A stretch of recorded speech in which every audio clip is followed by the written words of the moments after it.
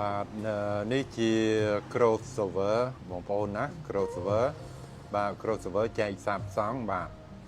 ហើយខាងក្រោមនេះ4-5គ្រឿងនេះជា Mark Behringer បាទ brand របស់អាល្លឺម៉ង់បាទនេះមកទឹកយកមកពីជប៉ុនបាទ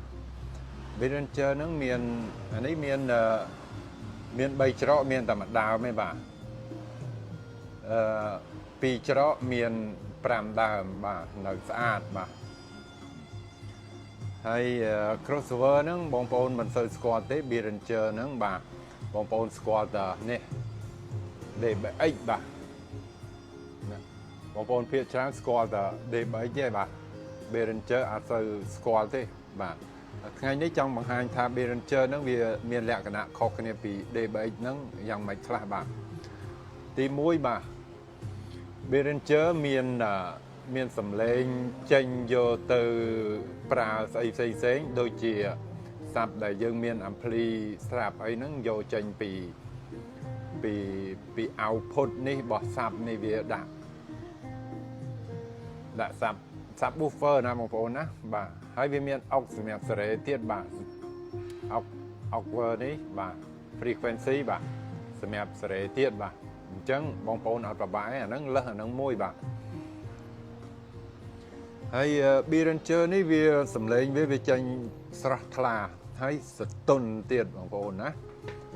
បាទស្ដាប់សំឡេងបន្តិចបាទនេះ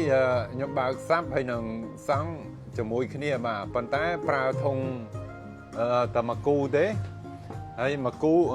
មួយដាក់សាប់មួយដាក់សង់ព្រោះអីអត់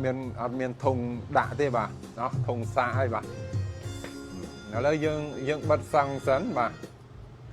អានេះសាប់ណាបងប្អូនស្ដាប់ទុនណា Behringer អញ្ចឹងបាទបោះអាល្លឺម៉ង់ទុនអញ្ចឹងបងប្អូនស្ដាប់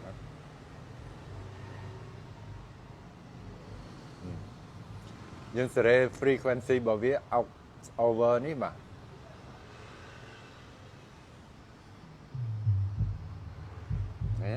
បងប្អូន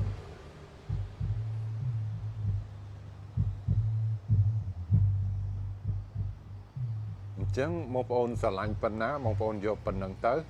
បាទហើយឥឡូវយើងមកស្ដាប់បិទសាបសិនយើងមកស្ដាប់សង់វិញ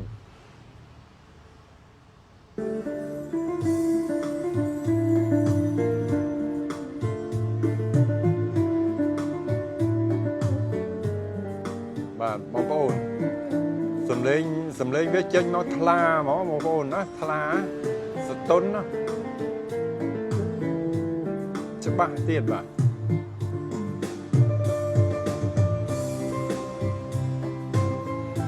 អានេះយើងបើកតែសង់មួយទេបាទតែសង់មួយទេ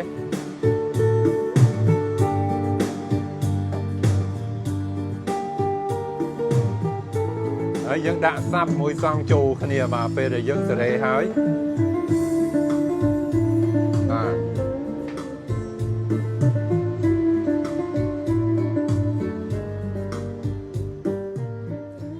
បាទសំឡេងសតុនអញ្ចឹងយើងដាក់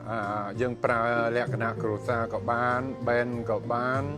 កដង់ក៏បានបើនិយាយទៅសំឡេងសតុនត្រូវទាំងអស់បាទត្រូវទាំងអស់ត្រូវគ្រប់កលៈទេសៈបាទអញ្ចឹងបងប្អូនសាណា Behringer បាទព្រោះអីភ្ញៀវគាត់យកទៅប្រើមួយឃើញថាតសាមែនបាទអញ្ចឹងបងប្អូនអាចតេស្តបានអាចសាកបានណាបាទសាកបដូរមក Behringer ម្ដងបាទ